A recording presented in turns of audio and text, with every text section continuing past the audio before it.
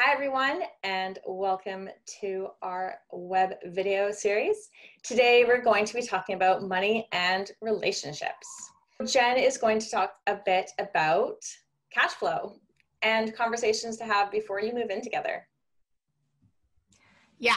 Okay, so moving in together is a huge step and it's really exciting and it's really easy to get caught up in all of the exciting things that are happening, like picking a new place, figuring out whose furniture and all of that really like kind of fun stuff. But you have to have a conversation about finances before you get into a move-in situation, because once you're in it, it can be a lot harder because there may have been things that have gone wrong already.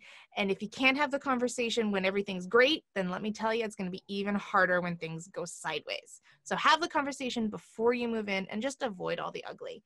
So things that you need to consider when you're having this conversation would be like joint bank accounts versus separate bank accounts versus joint expenses, like who's paying for what bills are coming out of what person's accounts, how are you handling joint expenses like groceries and rent and fund money and things like that. Are you going to be looking at, kind of a joint allowance system? Are you going to be doing proportional? Are you going to do an even split down the middle?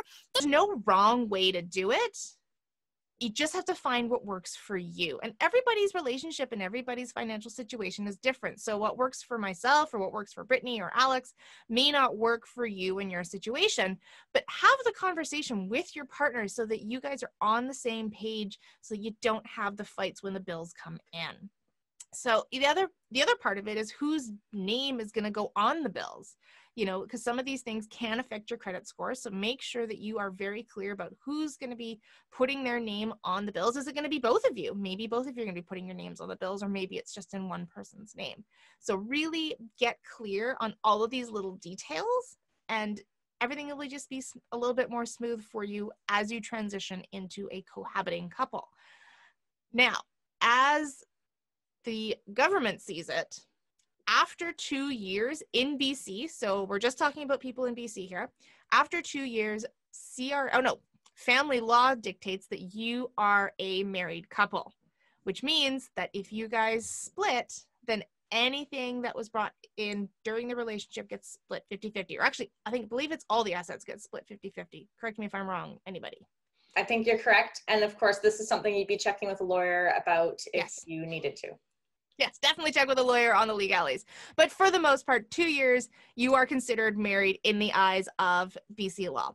After 1 year, CRA sees you as a married couple. So that's something to keep in mind if you are considering moving in with your partner.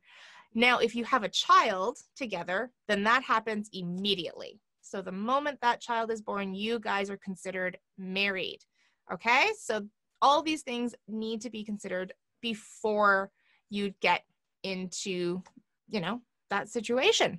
And then the last thing that you really want to consider before moving in, or even just look into, you may need to do a little bit of digging, is joint insurance. So if somebody has insurance through their employer, then you need to make sure that, if you're going to be adding the other person, is it 30 days? Do you need to do it within a year? Check with your employer, check with your HR rep, check with your group benefits provider, and see what the rules are so that you don't either miss out on opportunities or get penalized for being late on that one. And then the final piece of the puzzle is, let's talk about, what happens if one of you gets sick or injured? Like, what does that look like? And I think Brittany's going to have a lot more to say about that than I will. So one thing you want to definitely consider when you're moving in together is if one of you got hurt or sick and wasn't able to work for a period of time, the other person's going to be picking up the slack. So that could mean chores around the house and errands, but it can also mean that you are down in income.